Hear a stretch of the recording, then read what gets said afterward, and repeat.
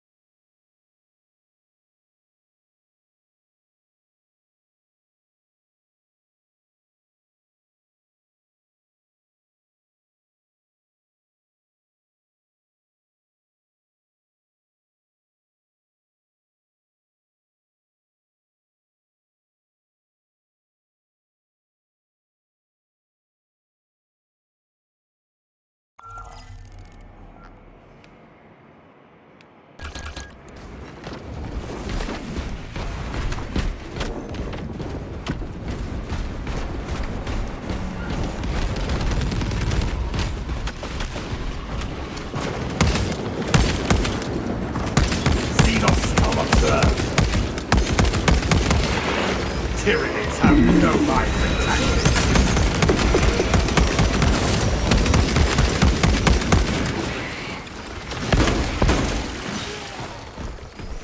Rearming.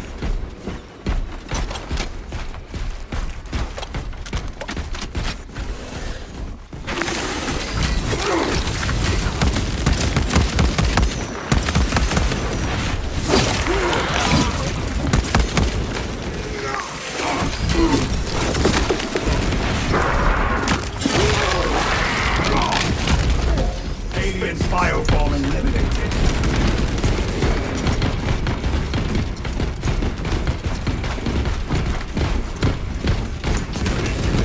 Reloading.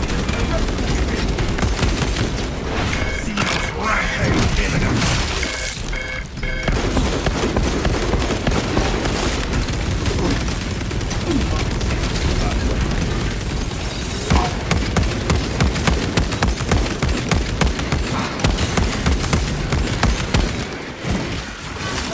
Frag grenade deployed.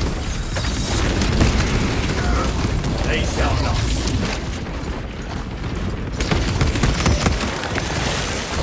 Fester and rot. Xenos abomination.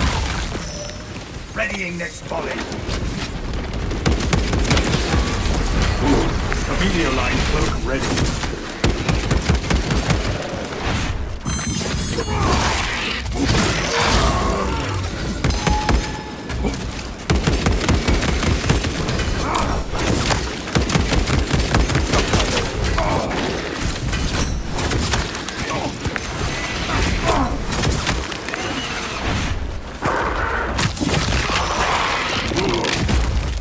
Synaptic servant slaughtered.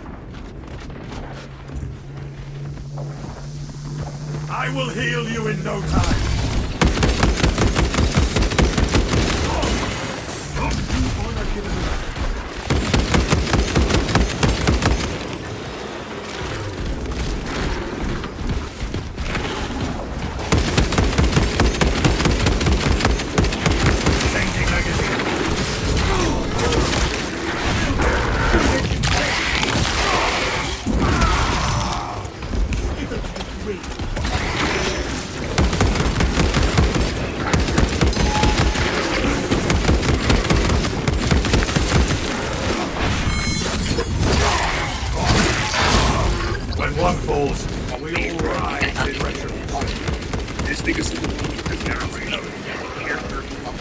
But this guy understands.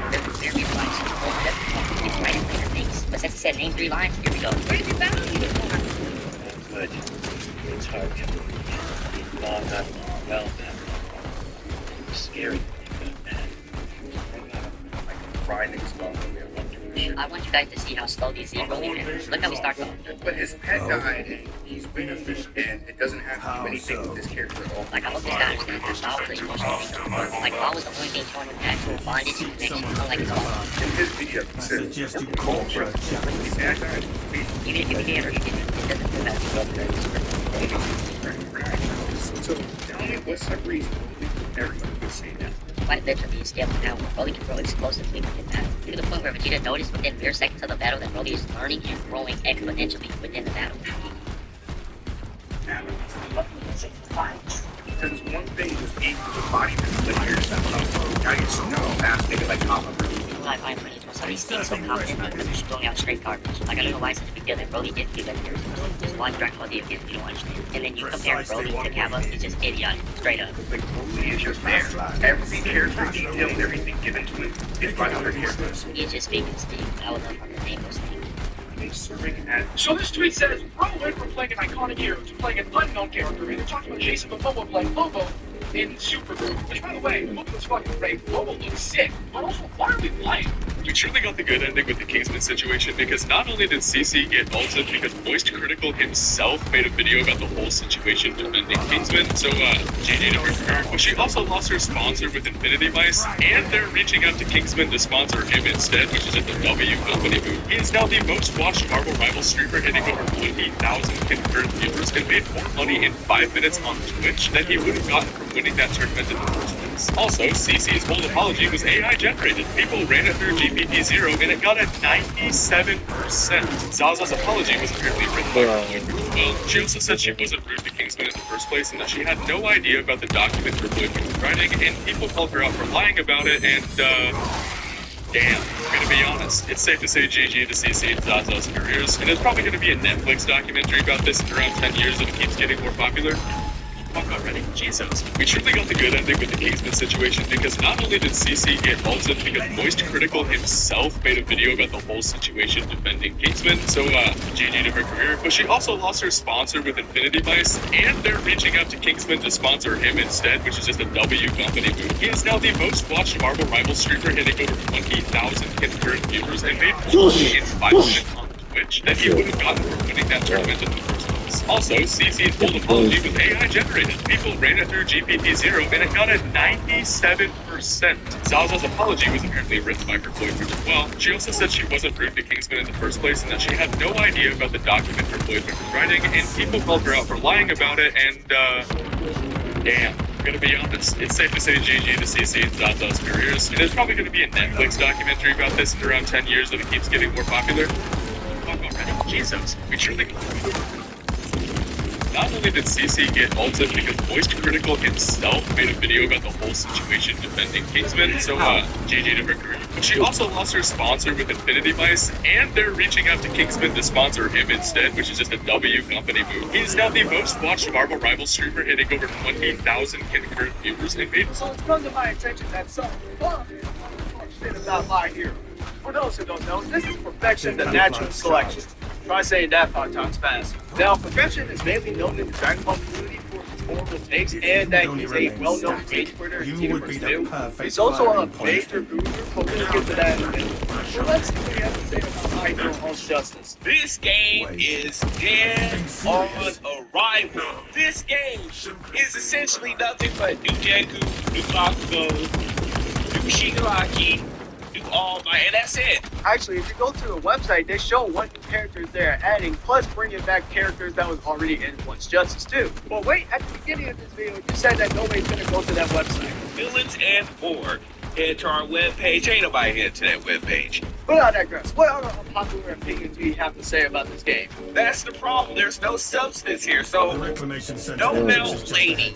And I feel like that's the biggest travesty of them all. Unintended. Now, none of the extra characters like Vernon from the Endeavor. I love them. Let's be real. There's There's no way they could possibly add her as a playable character. Bro, why did you go She wasn't over even there? there. What are you Like doing? the boss back. So what do you You even have make sense one life behind left it? again. You have Bubble Girl from Sir Night Eye. Same thing with Bubble Girl. She had no major role in the final arc to be added as a character. Hell, she wasn't even there to begin with. Also, notice how he's only talking about female characters that aren't in the game. Keep that in mind. I don't even care about this next character I'm gonna name, but I know a lot of fanboys that were sitting up there shifting their hands together for their little folk characters. Oh my God. Straight, this smoke, one hit wonder herself. Are you That's out. kidding me? The character that based her entire hero persona off of all. She is literally all like band for band. What do you care to be woke about? Do you even know what woke means? Oh no, wait, let me guess. Don't tell me. It's because she's muscular. Yeah, muscular women don't exist, but yet you got Kevlar on your Gunnar banner. And it's nothing you can tell me. No, Dana. Then she was dead before the story even began, and we know nothing about her. So again, what's the point in adding? Real East This thing is there. The fire. There's no passes on here. You're just wondering for your full fantasy. That's what I'm seeing it on. And I'm not even talking about what you do to other people's own teams with those commissions you be buying. I say this for your safety. Do not fuck with my heroes game. They have handled people for less. And yet, I'm fucking. Hey, so there's new Kobe Kenshin allegations, and not one of them really believe it. If you haven't seen it already, Mid-Attack posted a video going over multiple alleged female victims of Corey. And let's just say, there is no substantial proof or evidence to back up any of these claims at all. This could be a he said, she said situation. Don't get me wrong. If these claims are real, Corey should take accountability, and it's definitely good to hear from alleged victims. But I find it hard to believe anything that comes out of Mav or Panda Ninja's mouth. First off, like I said before, there was basically no proof of Corey doing things said in the video, no screenshots, text messages, nothing. Second off, Panda Ninja released quote-unquote proof of Corey's abuse. Claimed it was true, then said it was fake, then one last time claimed it was true again, just for Corey to come back and debunk it in a video. Like, my nigga, that's super fucking fishy. And I'm not just talking about Panda Ninja's gooch. I mean the fact you released evidence, said it was true, then it was fake, and then said it was true. Like, who would want to believe anything that you say when you do this shit? And then there's Mav. Poor obsessed little Mavy boy. Basically, Corey and Mav were friends years ago. Corey was popular, Mav wasn't. And when Corey would go on his long breaks, people would go to Mav's comments and ask where Corey was. They were coming to his comments not because they liked his content, but because they wanted to know where the superior YouTuber is. Damn, that's tough. Then their friendship broke in half and they went separate ways. While that is unfortunate and all, years later it's very obvious that Mav is not only jealous of Corey, but obsessed with trying to ruin Bro every chance he gets. He stated he talks about Corey to bring awareness to the terrible things he does to women, but that honestly feels disingenuous. If you look on his channel, you will see multiple videos of him just slandering and making fun of Corey perhaps, as a form of rage bait to him and his audience. And it's honestly working. But with that, it doesn't seem like he really cares about the shit Corey had allegedly done. But rather, he's still hooked on how jealous and obviously obsessed he is with this man. And that just makes what he says completely unbelievable. If there's gonna be allegations against Corey, or anybody, there has to be at least some evidence to support what you're saying. I'm not gonna read something on some YouTuber and believe it just because someone says I should. If these allegations are true or not, I'm just waiting for Corey to speak on it. That's honestly all we can do. Hey, so there's new Corey Kenshin allegations. Really believe it. If you haven't seen it already, Mid-Attack posted a video going over multiple alleged female victims of Corey. And let's just say, they're... No, harassing and hating on random men isn't called You cannot enter the fortress until the entire system is and activated. it isn't obviously feminism, you're just a loser who's sexist. Still, which one is better? So you don't read Superman comics. You know nothing about the character. All your information about the character comes from videos, yet you're giving your ignorant opinion about something you know nothing about. And you're lying about a movie that you've never even seen. Take away podcast mics, guys. In 2026, let's take away all the mics. No, Shine. Let's not take away people's mics. Just because it's an opinion that you don't like doesn't mean that they don't deserve a voice. But what we should stop doing in 2026 is hating on people because of their opinions about fictional characters. If you prefer Man of Steel over Superman, which you clearly do, that's perfectly fine. You like what you like. But it is true that Superman, James Gunn's Superman, is closer to the comics than Man of Steel. It just is. And take it from me, who has read everything on Superman. Absolutely everything. Man of Steel was a good superhero. That's not Superman. And if you read his comics, you know that. But I'm starting to doubt whether you actually have read his comics. But James Gunn's Superman movie, that was a good Superman movie. Because it was about Superman. That's what he is like. He is a hopeful, bright, and optimistic character that cares about life in all forms. The thing is, Shine, nobody's telling you that you should prefer James Gunn's Superman movie than Man of Steel. If you prefer Man of Steel, that's fine. But don't sit there and say that Man of Steel is closer to the comics than James Gunn's Superman. Because it isn't. That's just plain. So you don't read Superman comics. You know nothing about the character. A bunch of PC nerds and art graders realized that they were asked the games. They decided to exploit the developer console settings in order to fully disable some visual effects over everybody else. Some of these effects included making night raids extra bright, completely removing fog, and even sandstorms on maps like Buried City. So for these players, there would be no shadows in the game whatsoever, even inside dark buildings. So they would be able to see perfectly while others still had the intended visual handicaps. You know, everyone's supposed to play the game because that's how it works. Thankfully, Embark's noted and got this patched out super quick, and even specified that this feature was never meant to be seen, or in this case exploited by players. NVIDIA game filters have also been disabled for art creators because, once again, weird-ass PC nerds who are bad at the game tried using that for an unfair advantage as well, quite literally turning night into day. So not only would their game look like literal shit from an ass because One Earth wants to give up these beautiful graphics, but it would also make them look bad because they needed these exploits to carry them in PvP. There's also another issue going on right now where players can simply just modify local config files to force an extra wide field of view, which is obviously stupid overpowered in a third-person game because you can now just see everything and even through walls sometimes. But knowing Embark, they're going to fix this soon if it isn't already fixed. A bunch of PC nerds and art graders realized that they were asked the game, so they decided to exploit the developer console settings in order to fully disable some visual effects and give themselves an unfair advantage over everybody else. Some of these effects included making night raids extra bright, completely removing fog, and even sandstorms on maps like Buried City. So for these players, there would be no shadows in the game whatsoever, even inside dark buildings. They would be able to see perfectly while others still had the intended visual handicaps. You know, everyone's supposed to play the game because that's how it works. Thankfully, Embark's noted and got this patched out super quick, and even specified that this feature was never meant to be seen, or in this case exploited by players. NVIDIA game filters have also been disabled for art creators because, once again, weird-ass PC nerds who are bad at the game tried using that for an unfair advantage as well, quite literally turning night into day. So not only would their game look like literal shit from an ass because who on earth wants to give up these beautiful... Why do people hate Endeavor way more than the villains who committed mass murders in My Hero Academia? Like, I get it if you don't forgive Endeavor for what he has done. In my opinion, his actions cannot be defended. There are absolutely no valid reasons for him to literally boxing his entire family. But if you deadass prefer the villains over him, then it's clear your morality compass is cooked.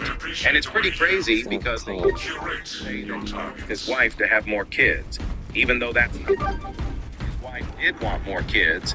Endeavor is definitely an abuser, but he is absolutely not what you guys claim he is. Plus, he is searching to atone for what he has done. I am willing to bet that if any of the villains tried to do the same, literally everyone who hates Endeavor would love the villains even more. It's just extremely stupid and ironic that you could hate a man who realized his wrongs but absolutely love mass murderers. So the user known as Cole made a video talking about how which characters would not support ICE. And in response to that video, properly_Moon Knight made a video, and I want to focus on his comment section. Spider-Man would hate ICE. The dude fights for the law. Spider-Man does not fight for the law. He fights for what is right. The law should not be the universal standard for your morality. And should Zdarsky and Daredevil, Spider-Man ties up and has a conversation with Cole Norton, a police officer who at first is varied by books. But Spider-Man explains to him that that cannot be the standard to live by. You need to stop thinking about legal and illegal and start thinking about right and wrong. And I'm everything now. You know what happens at the hour mark when I'm webbing the songs. So you have a choice. You want to say lies or uphold the law. Perhaps America represents America as it itself, so you follow orders, okay? I swear people promise and watch movies with their eyes closed. Because how do you still think Captain America is just some government laptop? Captain America represents the ideas of America and what it should be. Once again, in another Daredevil comic, Captain America opens up about how corrupt the government is and how he doesn't know what he represents anymore. This flag is like my skin. I wrap myself in it. I believe in it. It binds to my heart. It protects me. Of course. William Afton is not a And I also pedophile. have I can't believe to we're this again. one Slight spoilers for the new FNAF 2 movie that came out a few weeks ago. In the new movie, there was a nightmarish scene where William tells Vanessa that he loved her and that she belongs to him. And oh my God, the amount of people that interpret what he said as sexual is disgustingly many. Have we officially lost the plot? Didn't our teachers teach us media literacy? The first time I watched that scene, it's pretty clear to me that William was referring to Vanessa as his trophy, his prized possession. So no, William Afton is not a pedophile in any way. Making him a pedophile does nothing to add on to the lore at all. But you don't know his intentions. There's no way William killed over 10 children and not essay at least one of them. Or a murderer that targets children usually turns out into being a pedophile. Scott himself had said over on Reddit that that's not true many times. And I quote, "Sexual scenarios involving children have no place in this franchise." That should be enough to discard this way of viewing William's intentions completely. But the implications? What implications? There's none. All I'm seeing is real murderers do that. Guess what? William Afton is a fictional character. Not to mention, in the Silver Eyes trilogy, William killed a pedophile. Is that not enough evidence that This is going to be completely random, but I stumbled upon this video, and one of the comments pissed me clear the fuck off, and I'm going to use it to talk about a bigger issue within my own community. If you bring up the fact that medical transition has irreversible changes, even if you are transgender yourself, you will be accused of fear-mongering. And that is such a crazy concept to me, because someone reaffirming what your surgeon or what your endocrinologist should have already told you is not fear-mongering. It's stating a medical fact. This was the comment, and we're going to dissect it bit by bit, because using reversible in the same context of hormone therapy is medical misinformation. When something is reversible, it is reverting. It is going back to how it was before the initial change happened. Before you start hormone therapy, you are at a baseline of 0, and once you start, you are at a 100. I hear academia fans are going to give Pablo's Avengers relevant, fighting AJ. I'm sorry, do you need a reminder of what just happened to your brother? There's just no way AJ will give him the time of the day to last that long. Brother. The reason why Jake Paul even lasted that long in the ring was because AJ allowed it. So there's more news about the Ubisoft hack, and it just continues to get worse because apparently 4 different groups hacked Ubisoft over Christmas. One of them gifted players an estimated total of $340 trillion worth of in-game items and currency spread across roughly 30 million Ubisoft accounts. The second group hacked the servers to ban as many players as possible, and also were the ones writing songs in the kill feed.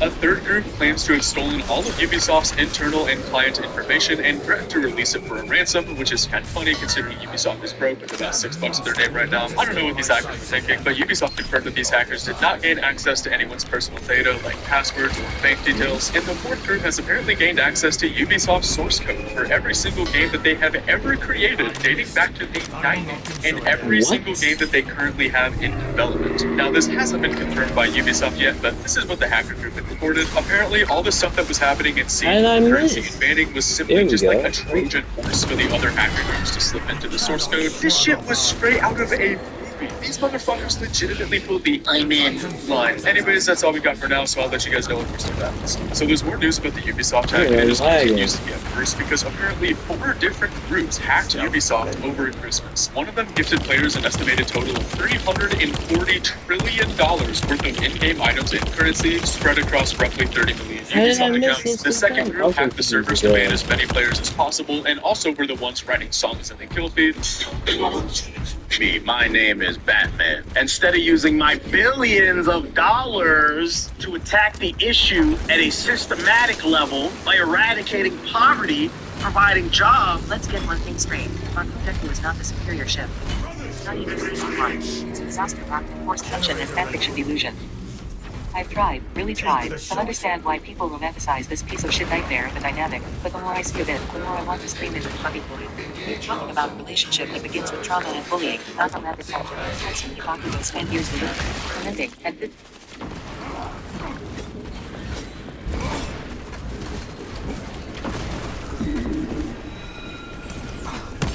You little shit.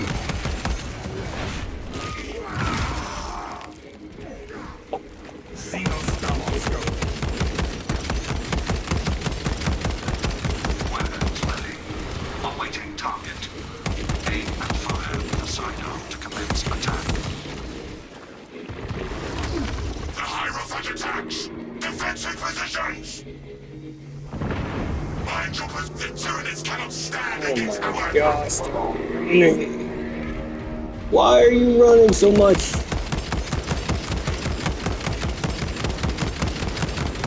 Inserting fresh magazine. I took damage.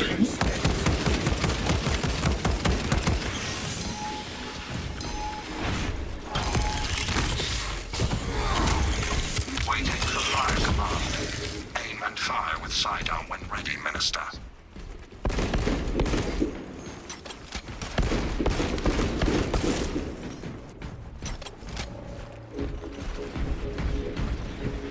Brothers, it retaliates!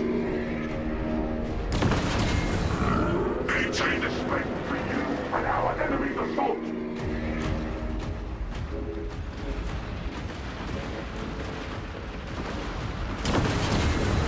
The Tyranids cannot stand against our attacks for long. Engage the auxiliary generators and reawaken the cannons. Primary on site.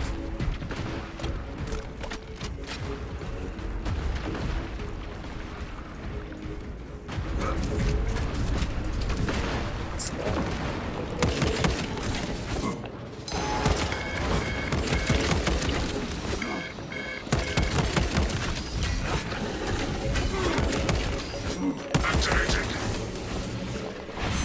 We can fire the defensive cannon. That's how it goes. Exit fortress communicating with temple. Cannon targeting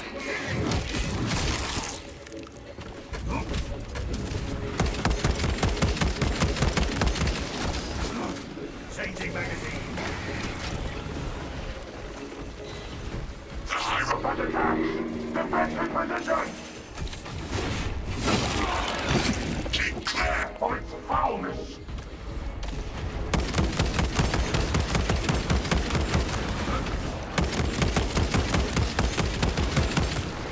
Readying next volley. Searching for target. Minister, fire with your sidearm to commence target lock.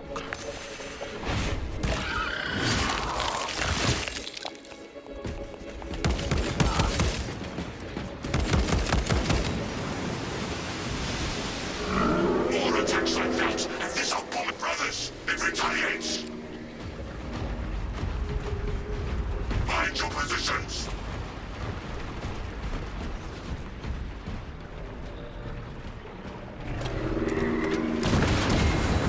Press the attack! This monstrosity is almost down!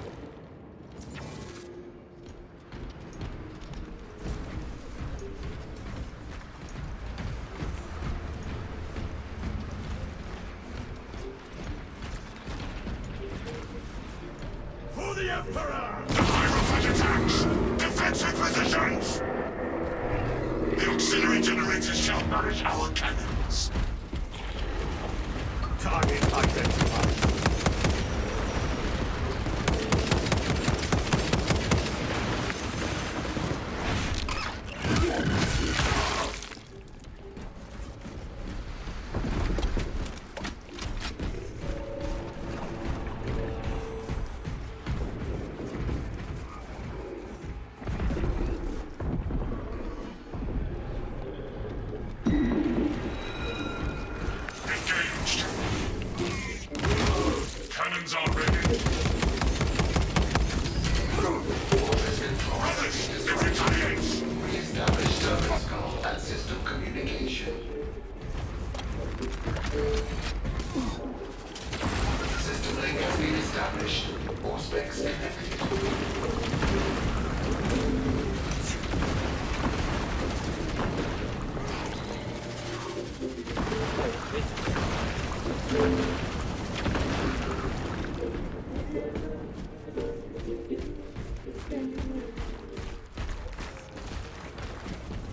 Where is it? All specs ready. Aim with sidearm to complete attack. Gotta find this damn thing. There you are, shit. We have incoming.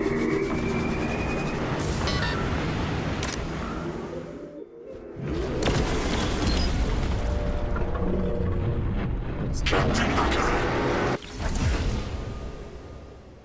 Begin to feel that I'm losing it for the better. Slowly harming Izuku Midoriya. He called him Deku as an insult, mocked him for being worthless, and pushed him to the edge of despair. That is not Tsunere, that is literally fucking abuse. And yet, somehow, we're supposed to believe that a few moments of grudging respect erase all of that. Bakugo X Deku is just a. Let's talk about Toga X. If you're someone that thinks really good. I was about to hug my daughter when she pushed me off and said, "Get away." This male prisoner actually wants to have a child with a queen node for her G-cup figure. Earlier, the prisoner...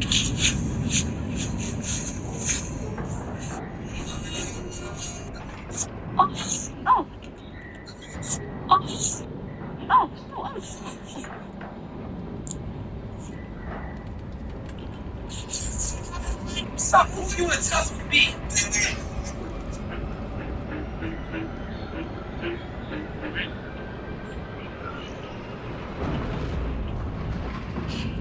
So Freerin is going viral for one reason and one reason only, and that's because she spawned the most legendary temper tantrum in anime history. Yep, that's right. When Freerin isn't literally or apart, getting trapped in mimics or spawn capping demons, she has the mental composure of Anya from Spy Family. Now for context, Stark accidentally asked Fern on a date. He was trying to tease her as payback for the way that he teases him, and somehow he failed successfully, so he's crashed out. So Freerin naturally offers her 1,000+ years of wisdom, but Stark can't help but feel like he's a grandson hanging out with his grandpa, and Freerin doesn't take too kindly to this comment, and lets him know that this is his second strike after calling her a hat, and he won't get away with a third. So Stark questions in horror, what happens on the third strike? And this was the result. So Freerin is going viral.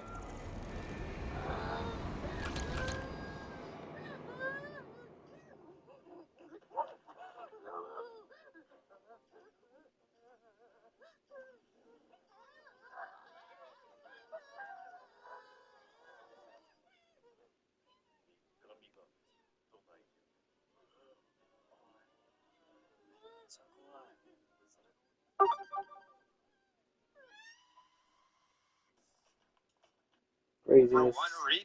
Stop your.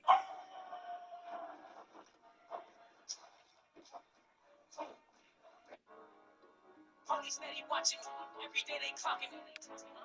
What? Every day they clocking me.